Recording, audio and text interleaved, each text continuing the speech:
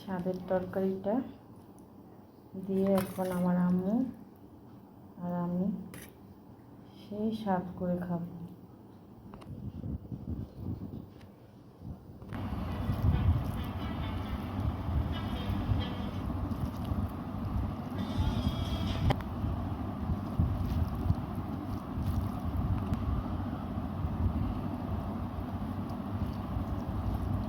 সেই স্বাদ, সেই স্বাদ, খুব মজা। শীতকাল প্রায় শেষ, শীতকাল প্রায় না, শীতকাল শেষ, প্রায় গরম পড়ে গেছে। তাই এই গরমের সিজনে আর সব তরকারি ভালো লাগে না, ফুলকপি ভালো লাগে না, বাঁধাকপি ভালো লাগে না, যদিও পাওয়া যায়। তাই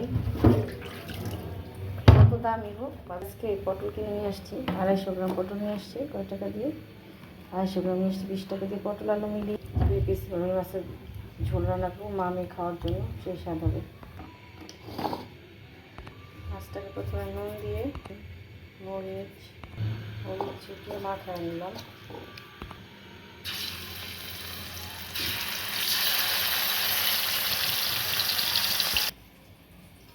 এবার কটা 3 কোয়া রসুন, একটু পেঁয়াজ, 2টা কাঁচামরিচ বেটে নেব। মাছগুলো উঠিয়ে নেব। জি মামা, পাটা ধোয়া নেব তরকারিতে দেওয়ার জন্য। অনেকটা হলুদ, লবণ, পাটা ধোয়া পানি দিয়ে আসি। দাঁড়া,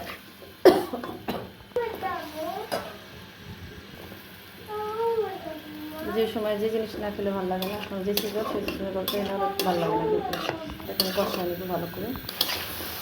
হয়ে গেছে, এখন ঝোলের পানি পরিমাণ মতো, পাতলা ঝোল হবে।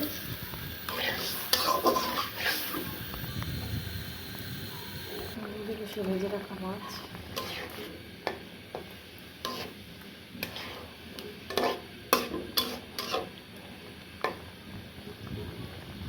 দিয়ে দেবো। একটু জিরাটা লাগবে, নামতেছে না, আমি হাত দিয়ে দিব। আমার কাছে আস্ত জিরাটা নেই, যে তেলে আমি দিব। রাঁধুনিটাকে একটু হালকা তেলে দিয়েছি, হয়তো ঘ্রাণ হয় না, কারণ ওটা কাঁচা জিরাটাকে ওরা মেশিনে গুঁড়া করে সাপ্লাই দেয়।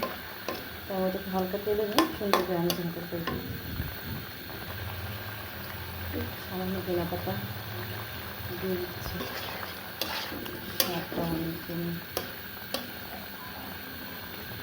হয়ে গেল আমার সেই পটল আলু দিয়ে পাতলা ঝোল তরকারিটা। এটা কিন্তু খেতে ভীষণ মজা।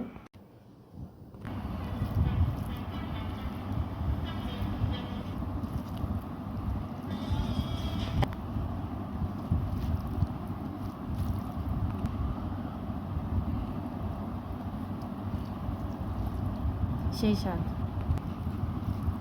সেই স্বাদ, খুব মজা।